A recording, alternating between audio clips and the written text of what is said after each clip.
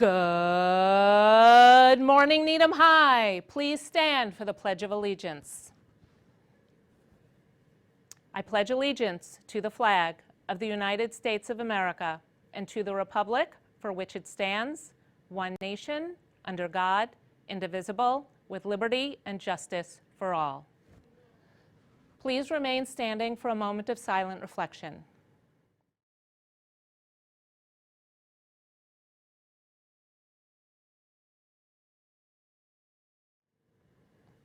Thank you. You may be seated. And here's the news for today.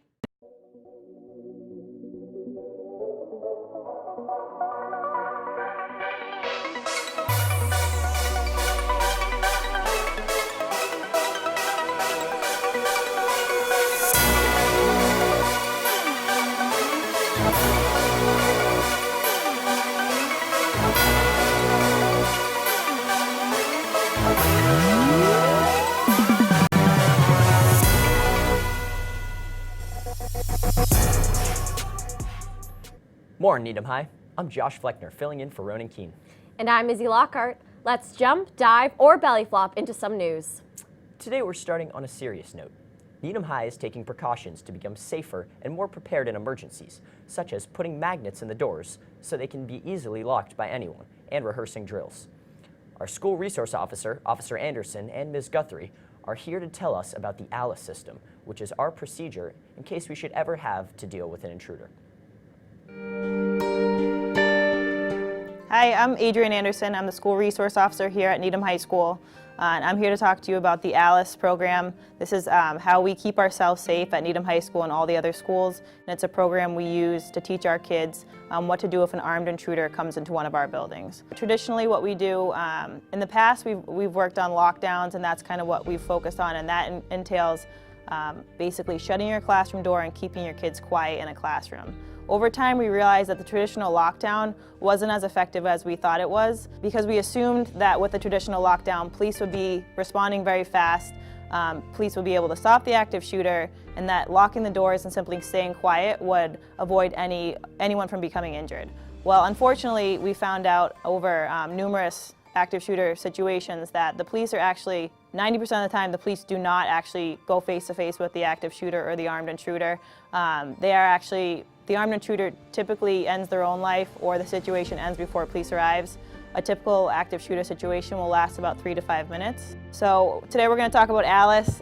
It's the alert, lockdown, inform, counter, and evacuate. A typical active shooter drill or actual scenario will start with an alert, which comes over the PA system. We don't use codes, we simply say where the armed intruder was last seen, and if we can get a description of them, that's great. Secondly, lockdown. So lockdown means basically barricading yourself in a room and putting as much furniture between the door and that person and yourself.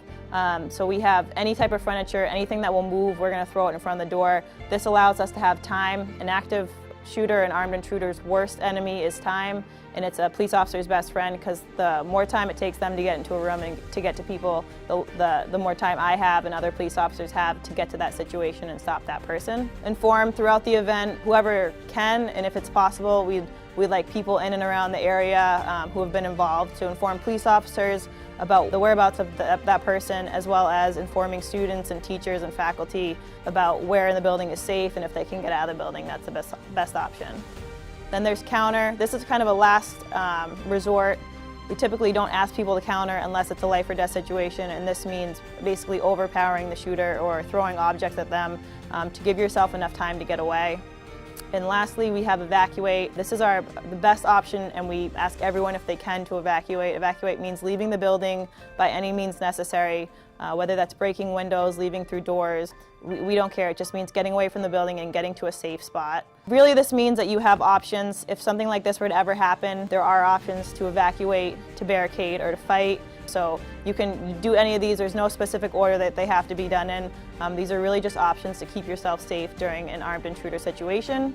Thank you, and if you have any questions, please reach out to me. It can always be found at Needham High School. A big thank you to Ms. Guthrie for producing that video. It's good to know that safety is a priority here at Needham High School. Absolutely. Now let me go to Zach and me dressed in a different suit for 3 and 60. Go for it, guys. Thanks, guys. Since September 24th, House Democrats have conducted an impeachment inquiry to President Trump to find evidence of high crimes and misdemeanors, offenses which, according to the Constitution, would warrant his removal as president. The inquiry has revealed so far that Trump potentially withheld military aid to Ukraine in order to pressure them to perform investigations that would have personally benefited Trump. Many Republicans oppose the inquiries, calling them unfair and partisan. Also, Hong Kong citizens' protests against China's attacks on their democracy have polarized the NBA as the season gets underway. The Houston Rockets' general manager tweeted in support of the protesters, but received great backlash from Chinese corporate partners, who are a big money source for the NBA. U.S. fans have been showing signs in support of the protesters at NBA home openers. Finally, after the recent withdrawal of U.S. troops from Syria opened the door for more Turkish and Russian presence in the area, the Pentagon announced on Friday that it would deploy armored vehicles into the region to protect its oil interests there. That's all for today, guys. Back to you in the office. Thanks, guys. I feel very informed now. Enlightening. Moving right along, let's learn about the goings-on in the world of athletics. It's time for sports.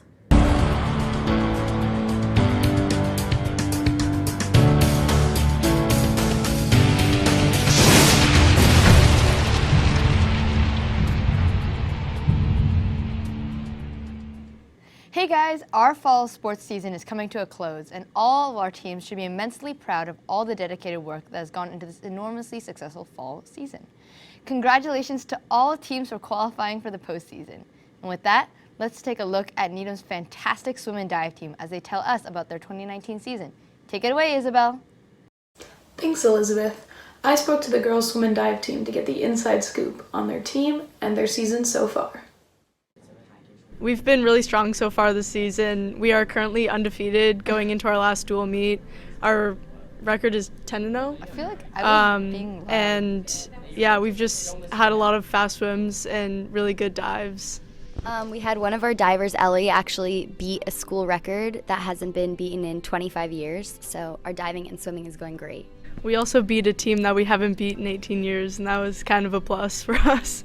This year we had to race a few teams that had boys on them, which was really difficult for us, but we kind of persevered and we really pulled it together for them, which is really great.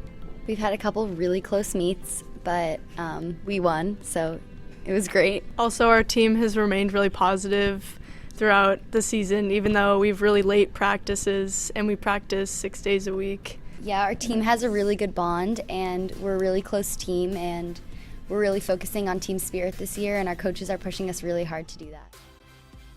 Thanks, guys. Sounds like you had a great season. Back to you, Elizabeth. All right, thanks, Isabel, and that will wrap up our sports segment this Tuesday. Make sure to check back in on Thursday for an update on all scores and records. Let's wrap this up, Izzy and Josh, and remember, stay Fly Rockets. That's all we have for this week.